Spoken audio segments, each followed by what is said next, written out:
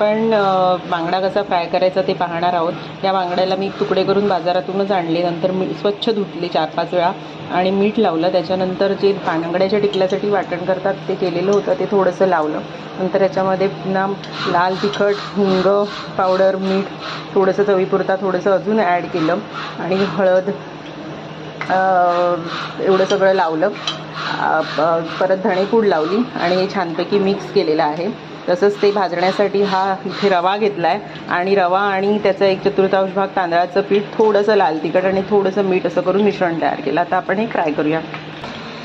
तवा already medium हीटवर ठेवून गरम करून घेतला आहे, तेल गरम करून घेतलं आहे. आता फ्लेम थोडी लो केली आहे आणि हे लावून मी फ्राय करायला ठेवते. हे बघा आमचे फ्राय करून झालेले मासे. याच्यामध्ये मॅरिनेट करताना मी कोकमाचा रस म्हणजे आगळ घातलेला चवीनुसार चमचाभर. तुम्हाला पाहिजे तसं तुम्ही कमी जास्त करू शकता.